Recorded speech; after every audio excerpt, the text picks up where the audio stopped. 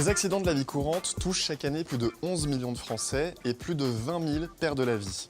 La grande majorité de ces accidents survient pourtant dans un lieu qui nous est très familier. Ce lieu, le voilà.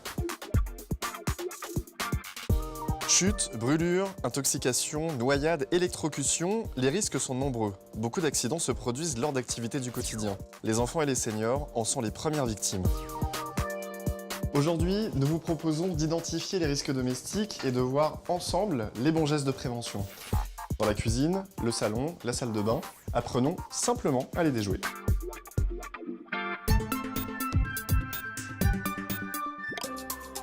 On passe beaucoup de temps dans la cuisine. C'est un peu le cœur de la maison, mais c'est aussi la pièce de tous les dangers. Brûlure, coupure ou intoxication.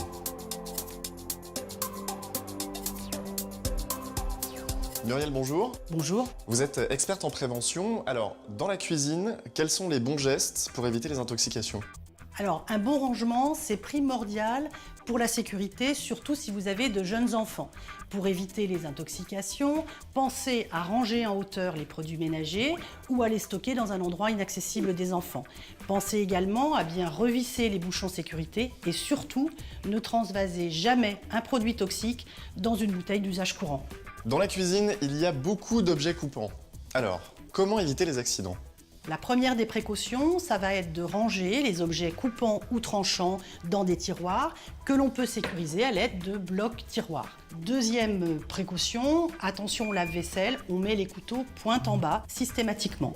Et puis enfin, on jette à la poubelle les boîtes de conserve ouvertes qui peuvent être coupantes. Et puis, la cuisine, c'est le lieu d'une brûlure grave sur 3, n'est-ce pas Muriel ? Oui, pour les éviter, on tourne les queues de casserole vers l'intérieur et on utilise plutôt les plaques du fond. Attention également à la porte chaude du four. Si besoin, vous pouvez installer une grille de protection sur la vitre de votre four. Faites refroidir les plats brûlants hors de portée des enfants. Enfin, vérifiez bien la température des aliments chauffés au micro-ondes avant de les servir. Merci Muriel pour ces conseils. Et si on passait au salon maintenant ? Allons-y.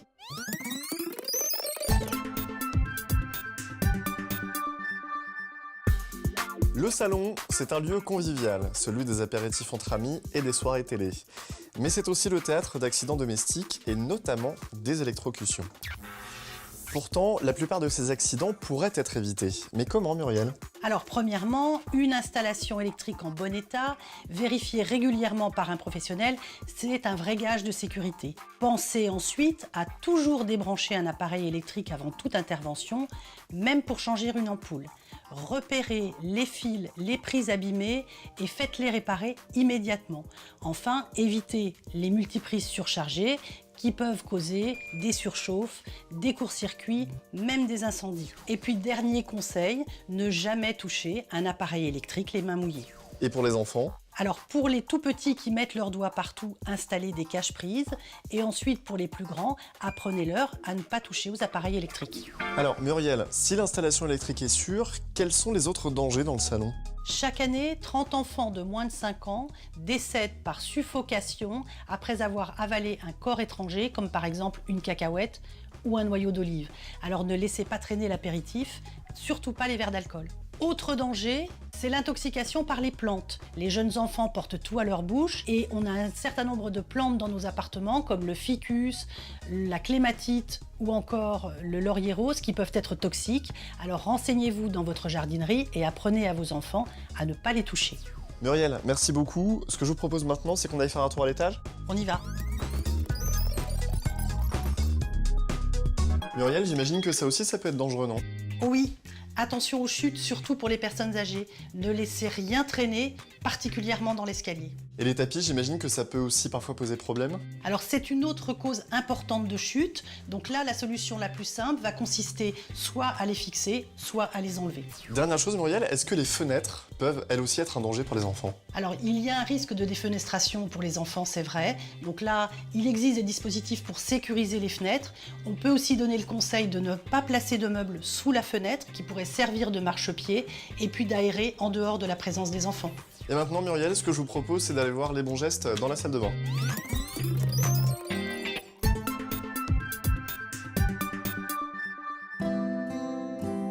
Le bain, c'est un moment de détente, mais pour qu'il le reste, Muriel, quelles sont les précautions à prendre? Alors le premier conseil, c'est de ne jamais laisser bébé seul dans son bain, même avec un dispositif adapté et même pour quelques minutes.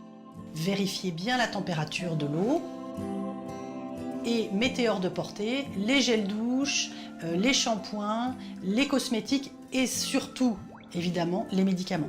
Et est-ce qu'il y a des risques particuliers à l'utilisation des appareils électriques? Oui, dans la salle de bain, débranchez et rangez immédiatement après usage, le sèche-cheveux par exemple.